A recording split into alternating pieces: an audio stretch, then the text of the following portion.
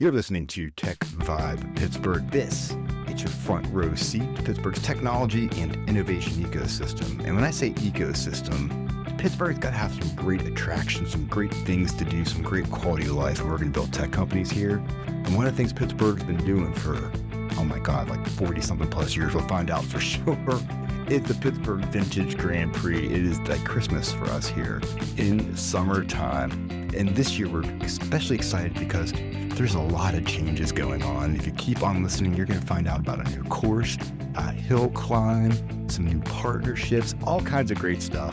And we, of course, have the guy who's behind the scenes magically working it, DelBianco. Dan, glad to have you here today as part of the show. And we brought Mike Broeker with us, of course, from Bedford Management. Mike. Always a pleasure to be here. You're like my partner in crime for all things Pittsburgh Vintage Grand Prix on TechVibe Radio. I think it was 2018 that we were just talking. We both love cars and tech. And obviously we had a lot of car tech happening at that time here in town. Yes. And we should do a TechVibe. It's like, yeah, why not? That makes total sense. Like it's a tech show. It's like, damn straight it's a tech show. And it's also a car show too once a year. And there's lots of tech in cars. And I'm just excited to have you guys here because this is, I don't know, like at first I thought, oh my goodness, with the closure of the bridges, what's going to happen to the course? But you guys are doing some magic. So we're going to jump into the key details. In case you don't know, go to pvgp.org. You can get all the details there. And of course, the action starts on July the 11th through the 20th. If you don't know, there's actually like 10 days of events, car shows, all sorts of motorsport events across the region. I mean, but I always look at it as like the Schenley Park finale, the final weekend. To me, Dan, is always like the magic because it's right in my backyard. I can almost smell, the gasoline from my house. How long has the Grand Prix been around for now? This is our 43rd year. See, when I said 4 decades, I checked myself like, no, 83, because Mike Broeker was at the first one. I was. I lived at Dawson at the Boulevard of the Allies. Okay. Right up still a pit at that time. And we just literally walked over the Charles Anderson Bridge and put a blanket up, and we were there at the first one. That's fabulous. That's what I thought. People knew about it back then. If you're right, we heard it. We were that close. That's so cool. And it raises money for a fantastic cause as well, too. Tell us about that. Yeah, Autism Pittsburgh and Cherokee Allegheny Valley School have been our charity since the beginning, and we just went over the $7 million mark last year. That's amazing. It is amazing. Yeah. I mean, 43 years and $7 million. Maybe you do the math, it doesn't come out to be an incredible amount, but when you understand that it's all volunteers that put this together. Exactly. And the time and cost to build a track in a city park. Which makes this, I think, very unique for North America. Is this like one of the few like vintage races? Certainly from a vintage standpoint. Yeah. So, Indy and others can build some tracks, like they just had in Detroit for the IndyCar. Surely. Yeah, in terms of a vintage, there's no one else that does it. They did something similar in Chattanooga for a couple of years, but that's not happening. You need the cooperation of the city. I want to take this time to please give a plug to all of our friends on the Special Events Committee.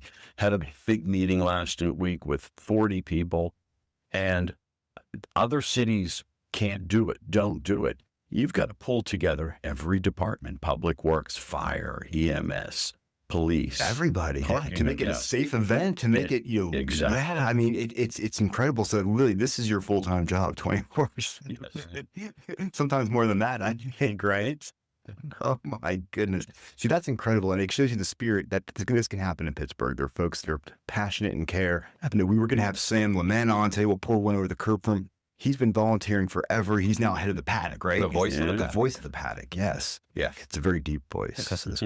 We've had Sam on before, but we miss you, Sam, but absolutely. We had a scheduling snafu. It'll be okay. Excellent. So, but talk about some of the events that are leading up to what I call the big day of the last weekend. Mm-hmm. There's all types of things that raise money. I mean, there's some car shows. There's even a rally, which I really want to try doing a rally one of these days. So that's actually the very first event. And it's a week outside of our 10 days. Right. So Sunday, July 6th, we do it from Dual Devil's Garage down in Bridgeville.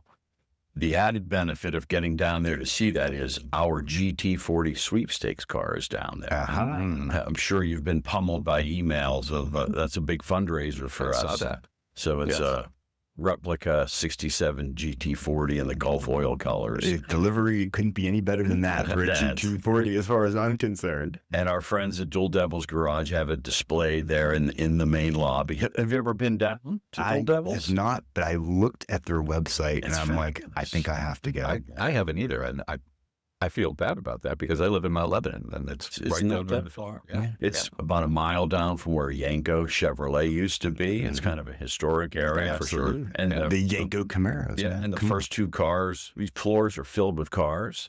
There are Dual Devils. They do some auctions and sell some cars.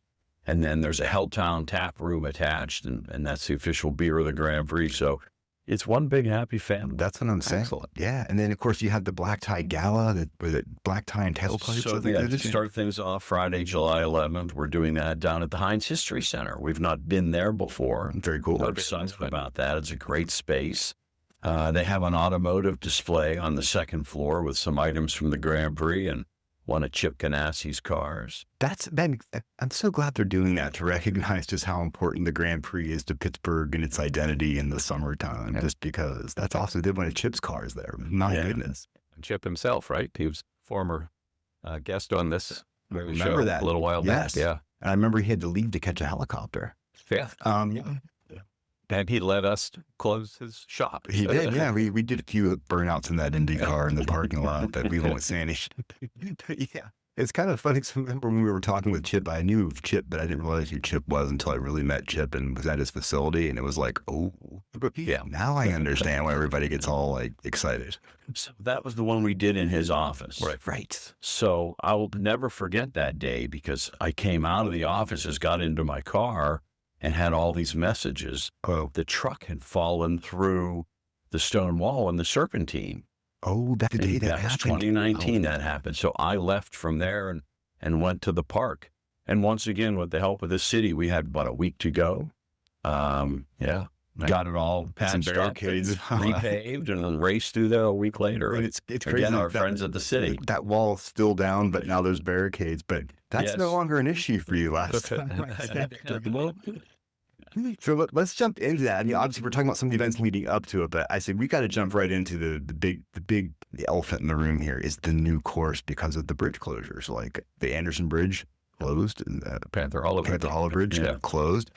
Key parts of the old course, but you guys have reimagined it, and it's pretty exciting.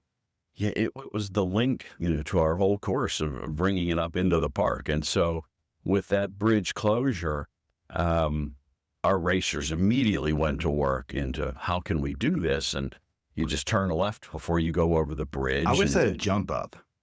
Enough speed, the right angle. Mike could probably engineer it for you, and the cars would just land to get across. Yeah, exactly. But then you have to make a 90-degree right. Oh, we can disobey physics for a little bit, right? I digress. It's a fabulous track then as you wind up past the skating rink and the oval up to the top of the hill and back down again. And so that solved problem one is we can still have a race in a circle. Completely right. That's important. It's very important to get people inside of there to watch it. I mean, you really can't cross a live track easily. So, and we still have a golf course full of sponsors and 3,000 cars and show cars and everything else. So we said, well, we've got to provide some entertainment there. Let's take the best part of our track, which is the 1 mile from Phibbs Conservatory up through the golf course to the log cabin at the top of the hill. And so we've turned that into the Motul Panther Hollow Hill Climb. That is so cool. 60 or so cars are going to make the 1 mile charge up the hill and provide entertainment for everybody on the golf course. That's awesome. I know Mike's excited about the hill climb. We were talking about, Mike, what has you most excited about the hill climb? Well, just before we came on here, Dan mentioned 2 GT40s are going up that hill. Yeah, that's pretty. That alone for the press. Absolutely. To hear them echoing through the Panther Hollow. Because the hill climb is 1 car at a time every 30 seconds. You're not worried about, 2 big bore cars going too fast side by side through the park. And so the GT40s are raced by longtime Grand Prix racers. They race those cars in pit race. So they know what they're doing. They know what they're doing, and they understand it's all about the entertainment factor. If you guys have seen the the Goodwood Hill climb. It's kind of the same That got me idea. excited because I'd seen footage of that. And I'm like, oh my God, like I literally think this is going to become something that's going to redefine the Grand Prix. This could be something that people are coming to the Pittsburgh Hill Climb, the Vintage Grand Prix Hill Climb. They'll be like, hey, that's cool. Whatever, they'll be like, this is way, that's awesome. It's going to be. So you've not had a lot of sleep then. You've had to put together some major changes over this past year because of the bridge closures and instituting a new hill climb. And it's just like, and our team is hard at work. We're out at Schenley at least once, if not twice a week on meetings, because now you're setting up corner stations. Where does the concrete go and all of the planning? So it's really, you go back to 1982 when they were planning for 1983.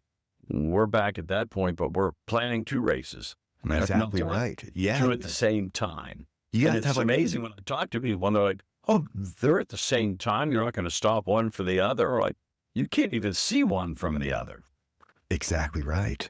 Oh my goodness. So I'll tell you what, everyone, you got to go to pvgp.org, check it out, because this is something where, look at it, find the things you want to go to and attend. I know every year it's always the hottest day in July, but it's okay. It's going to be worth it. A tri golf course is a good golf course. Oh, I can only imagine another logistical.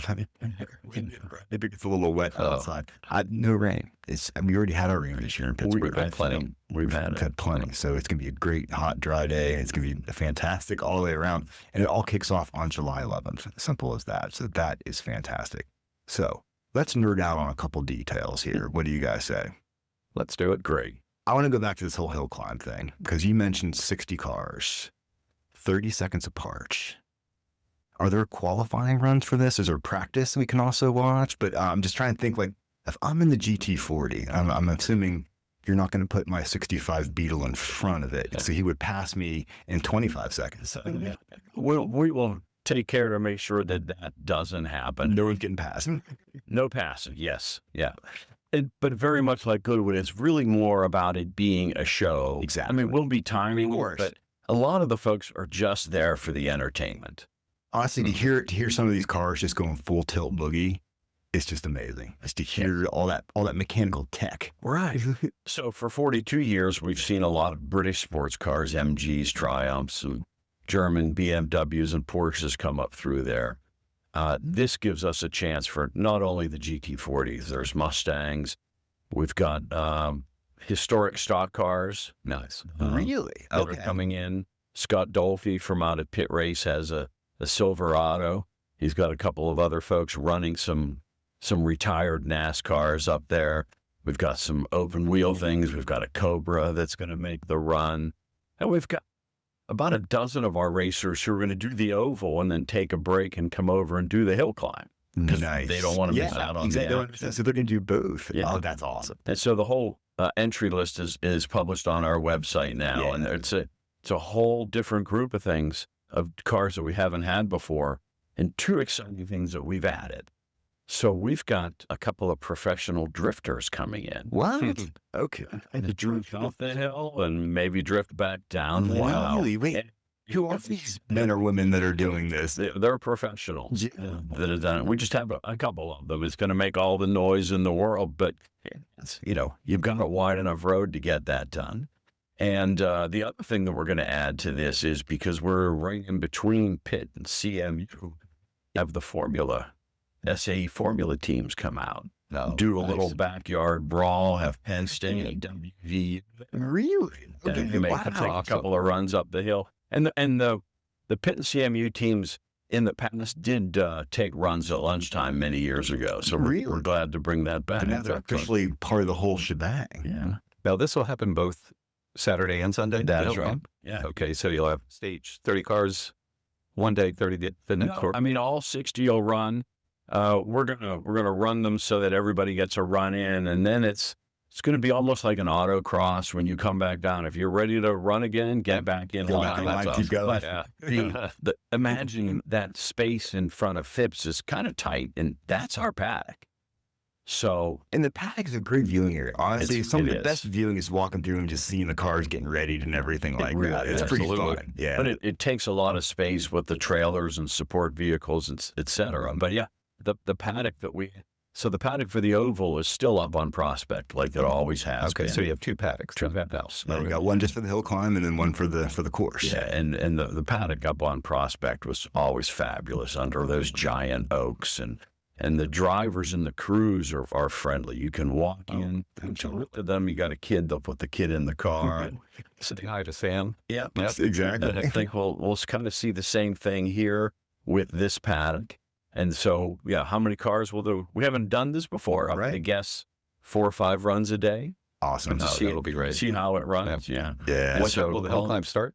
So we're starting a little bit later Saturday. We're going to do some laps for or even a walk on the track and driving up slow, so some of the newcomers can get a feel for it. So that we've decided to start the hill climb at 10. The other race starts at 8:30, and this allows us to offset them a little bit because we need to have water breaks and lunch breaks at different times because we still have the same amount of volunteers that now have to do twice the work. Exactly. So it's but by the time most of the folks get settled on the golf course, Saturday morning cars will be running. Yeah. Let's talk about viewing points. We had a little discussion before we hit the old record button on this. Yeah. What would you say are some of the best vantage points if you want to watch the hill climb and you want to watch the circuit? So the hill climb is no different than it's ever been. Okay. The Westinghouse Pond, right? Any place along the golf course, and we've always had people watching from Flagstaff Hill. But I think the added bonus is that the starting line is right next to the visitor center. There's actually a natural line in the pavement that's going to work out perfect for us. I love it. That'll be the starting line. So you could sit up on the hill and see the car start. We've got a big inflatable arch from Motul, who's the sponsor for it this year. And so as you run up through the golf course, nothing really changes there. And everyone that was in patron parking and all the car shows along the course have a great viewing point. The difference will be once they make that hill climb, they're going to stop and gather at the top, and then we have to bring them back down. I was going to ask you about that. There's no other way to get them down. I was wondering, how are they getting I mean, we contemplated taking them across Darlington and down Schenley Drive, but there are some monstrous speed bumps on Darlington. Yeah, GT40 wouldn't like that very much. And you're then going down through Schenley Drive through the car show traffic. Right. So we'll just do them in, 20 at a time or something like that. and turn around and take them back down. So have a little caravan then back down. We're going to probably have someone lead them down, but we do want to go down slowly. We don't want it's only a hill climb. It's not. They're not the same.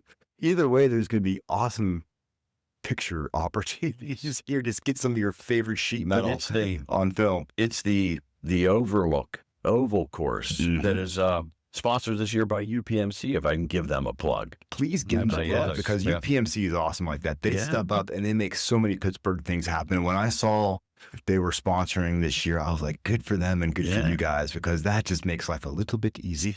Anyway. And so much of it is the same, where you paddock in the same place, you grid in the same place, and you take off down the Boulevard of the Allies. Yeah. And we have the hay bale chicane, and you head towards the bridge, and then you make a 90-degree left, followed by another 90. Let's talk about that 90-degree left, because I've ridden that on my bicycle at speed, and you got to slow the heck down.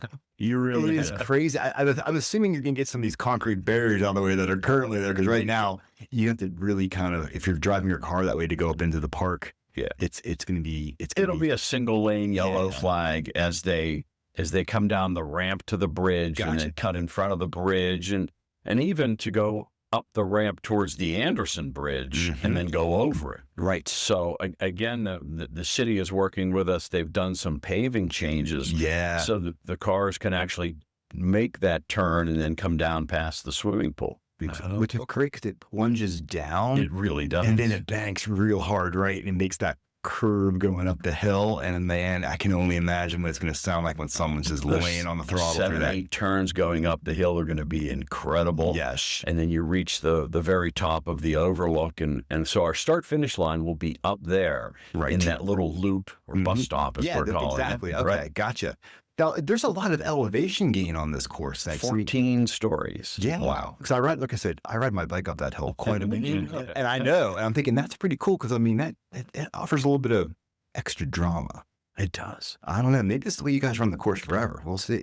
But Well, we're struggling through the year, but of course, yes, it's going to be very challenging. No one's really run it before at speed. Yeah. And we've been out there, as I said, a lot to plan things, and we try to get a chance to take a run at the hill, but I mean, you're pretty much limited to 30 miles an hour out there with the families and everyone else. So Well, if you go late at night. even then, it's a crowded place. We had a meeting and we stayed there past 9 o'clock, and I thought it would clear out. People started to show up at 9 o'clock Exactly. to watch the sunset. So from the top of the hill, you've got an incredible view of the city. You can see it The all. whole cityscape is there. Cathedral of Learning. Yeah, absolutely. So just looking at your map here, for those that have been before and been sitting up there by the hairpin turn and all the beautiful cars up there, that vantage point is still there with the hill climb. On the hill climb doesn't really change at all. That's the finish line of the hill climb is right there. Yeah, right by the Neo log cabin. Yeah, it's actually the finish. It's just awesome, Mm-hmm. right? So if you've spent time there before, it's going to be a hill climb now, and you're going to see the finish line. Yeah. And you'll see cars you haven't seen before. Exactly. Like GT40s in action. Like that's maybe real a couple. GT40s too. This is just so exciting. I'm really stoked for the weekend. Yeah, like I said, you guys are kind of a model of like overcoming adversity here, as far as I'm concerned, because you've had a few curveballs thrown this year, but you're making some good stuff out of it. Coming off a great year. So last year we were nominated as one of the top vintage motorsport events in the world. Yes. By the International Historic Motor Awards. And so we were in the top 5, and Goodwood won. But to be in that company, like top Goodwood 5, is saying like you've made it. Like that is international like crowd. Like that's just great. We didn't know that we'd be doing a hill climb of our own. I think they would have gotten first place. That's right. We always have this year. That's it. That's what I'm saying. That's why I think this could be your year. But what I love about this is you're drawing people from really all over the world come to see this, which I think is really exciting. I mean, yeah, I mean, especially like the racers. I mean, they're coming from across the country. They are. Yeah. This is a one-of-a-kind event. Marquee car of the year, Lotus. Yeah, excellent. It was our mark back in 1985. So it's been since 85 since you've had Lotus as the bring it back. It's a fabulous car, and really it's the car that's in the logo that we rebranded with a couple of years ago. I've got a quick Lotus story. Yeah, we like Lotus stories. And this is Car Tech, right? Yes. Okay. Go. Yes. This is vintage Car Tech. So does this go back to your days testing the C4 Corvette at the Proving Grounds? It was just after that. Okay. So I was software for cars, General DelBianco in Santa Barbara. Yeah. We spun out and had an automotive diagnostic testing company, Epiphany. And my job was to go to Lotus in Hethel in England, right? Near Norwich, East Anglia, for those that know the area. And work with them on some diagnostic stuff. Really? Okay. This is the Lotus Esprit, the 2.2 turbo, and Hedgerow's classic tight, with B roads and these guys, the techs from Lotus, would go to lunch, and they drank lunch. They'd have like 3 punts, and I'd say, "Were you going to order any food?" It's like, no. Like, get with it, Mike. Get back in the car and fly through these roads, and I'm going, how do you know if somebody's coming or not? And they said, you don't. That's one way you're looking at it. Just take a white knuckle ride back to Lotus. But so that was did that several times. It was an enjoyable portion of my career. I can imagine able to hang out up in my goodness. I mean, that's like automotive royalty. I mean, you think about like performance cars, and Lotus is one of them. I mean, think about how like Lotus was like they tuned and built the motors for some the 01 Corvettes, right? Yeah, back in the day. Like, come on, that's so hot. And it was a James Bond car. And it was a James Bond car. That became a sub. Yeah. Right? That's so cool. Good story, man. Did you hear how it came about? No. There was an owner or one of the marketing guys knew where the offices were in London where they were meeting. And so he got there early in the morning and parked a new Esprit across the street every day for 2 weeks until finally somebody came up to him and asked what it was. Oh my goodness. Well, this is kind of exciting because I'm wondering, will there be an extra number of like the old Lotus Esprits hanging out? Because that reminds me, actually, I have a funny story about a Lotus Esprit. When I was a kid growing up in Houston, Texas, I lived down the street from a guy that was an exotic car importer. He always had the Ferrari BB512 Boxsters, the old 4,000, 5,000 Countachs, and the occasional Lotus S3 Turbo. And I got to help him bump start it once. I got to push the car down the street and pop the car in the second gear. I've been banging the life and scared the living bejesus out of it. Sure. It was always kind of like, wow, those are cool cars. Very, very cool stuff. So we've got some great cars coming in from Lotus of Pittsburgh is sponsoring all of that. Great. So we'll have a car show for the Lotuses. Miata is the spotlight car, and we'll have a show for that. Can't think of a cooler car for like the Vintage Grand Prix. Here's what's crazy is like, I feel like the NA Miata when it came out in 1989 or 90, whenever that was. I think it was 87. Was it 87 earlier? That time frame, yeah. Like that doesn't seem that long ago to me, but I'm like, no, that's a complete vintage car. Pretty cool. By a few years. By a few years. It's kind of interesting, but it's just like, you think about like the ultimate driver's car, like that's it. You don't need high horsepower. You just need a car that handles well and lightweight, and you can toss it around. It's now the best-selling sports car of all time. Exactly right. I mean, they sold millions and millions and millions of those suckers. So that's cool. You guys paying a little homage to the Miata and the Lotus. And we just won't be able to do the laps at lunchtime because you can't do a lap. There's no to do. So right. They miss out on it. They should throw a couple of Miatas like into the hill climb. They'd do pretty well. There's got 3 or 4. Okay. Yeah. Good. And we've really mixed it up. There's some VWs in there. All right. Yes. Jonathan's. I was going to say, man, let me take my 65 Beetle. I'll make it up there in about 20 minutes.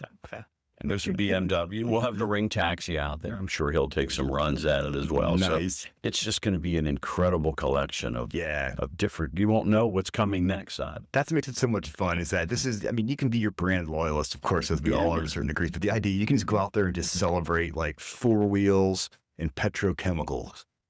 All coming together and then having a lot of fun. It's raising money for a great cause. And it's something that just makes Pittsburgh an awesome place to be in the summertime. Yeah. And you're drawing people from around the world here as well, too. Exactly. Come on, man. Up your game this time. Jeez. But you're doing it, not doing it. Well, there's so much to do that we've actually brought another person on. So Ross Miller has joined us. So now you got help. 2 guys running all. Oh, my God. He came from 20 years or so at the Penguins, doing a great job as well. Very cool. And so the timing was good because, the work has really increased. But it's still all about those 1,000 volunteers that care so passionately about this event. Very much so, yeah, and keeping them coming back, and they make the event. And what I've always noticed is, because I've been to the Grand Prix, I can't, since, who knows, millions of times. And everyone there is so friendly and so nice. Like, you never get anyone yelling at you or screaming at you. I mean, there's always people they're in it because it's fun. They know people having a good time, and even when AJ Foyt was smoking a cigarette down by the Indy car. Exactly. We won't say anything about that. That's kind of true. That was really fun when you brought the Indy cars in and got to see those things go. I mean, this is like automotive history going on. You get to see that. We had them back in 2021, and then we had some last year as well. And so they'll probably be back in a couple of years. We had the Ragtime Racers last year, too. Yes. Those really bring those back. It's not going to be an every year thing. Yeah, but you can bring them in when it makes sense. They want to come see the event. Yeah, and we'll make sure that AJ keeps his cigarettes in his pocket this time. And I remember those Ragtime Racers. I mean, some of the guys had to work those cars. I mean, some of that, you needed 2 guys to work those old Ragtime Racers. Exactly. And even for the Indy cars, the vintage Indy couldn't do the hill climb because they all have these electronic starters, and so they can't idle at the top of the hill waiting. Oh, so it wouldn't have worked out really well for them to do the hill climb. Interesting. Logistics. Things you don't think about. Amazing stuff. I trying to think what else is going on that we should talk about that we haven't talked about. So anything cool? We didn't talk at all about Pit Race, which is that first week. Let's talk about Pit Race. Yeah, the 11th, that's 12th, pretty cool. 13th, where we've been doing that for 23 years now as well, racing a lot of the big bore cars that didn't make it to Schenley before, and some will now. Get in a place where they can safely run, and But we've got a massive Triumph MG Challenge race that's been created as a special additional race. That's at Pit Race. And then we're having the Panos reunion. Tell me about Panos car. Yes, that's a VW-based car, isn't it? And it's got a lot of history in Le Mans. Danny Panos, you become a big fan of the Grand Prix. Okay. So we've got a half a dozen of those running in the big bore group out there. We'll have a special display, and they'll do some autocross and other things. That's very fun, very cool. Like I said, it to me, it's like the height of summer. And after that, you just gotta wait till next year. Yeah, and then we roll through Walnut Street Monday. We do the Waterfront Tuesday and the Sewickley Stampede on Tuesday as well. And then Downtown Wednesday, the tune-up on Wednesday. And then as we roll into Schenley Park on Thursday, July 17th. So we have a garden party at Phipps. Very nice. All right. With cars. So we did it last year. We had micro cars inside of Phipps. Minis and micro cars and motorcycles. That's awesome. That was the micro car was the spotlight. This year, we're going to have cars out front on the lawn. We're going to have a couple of massive tents set up. So that's a big fundraiser for us, the garden party at Phipps on Thursday. And then Friday morning, we turn the whole area into a paddock. Yeah. And then the drivers will have their driver's reception on that front lawn as well. Too many cars to take up into Squirrel Hill like we used to do. So we'll be doing that my goodness. all in front of Phipps, and we'll have basically twice as many racers as before. That's what it comes down to. We've got 60 or so in the hill climb, and we'll have 100 or more in the oval, the overlook. That's fantastic. Yeah. I'm excited. I'm encouraging everyone to be there. Check it out. I know I'm going to be nerding out. I'll probably see Mike out there as I always do. And I know you're going to be a busy guy, Jan. I really appreciate you coming in to hang out with us and get us all primed up and ready to go, because we think it's just fantastic. Simple as that. Terrific. Awesome stuff, guys. You are the best. Appreciate it. I'll tell you what, I'm going to get myself all ready to go. Simple as that, in case you forgot. This is Jonathan Kersting with the Pittsburgh Technology Council and, of course, TechVibe Radio.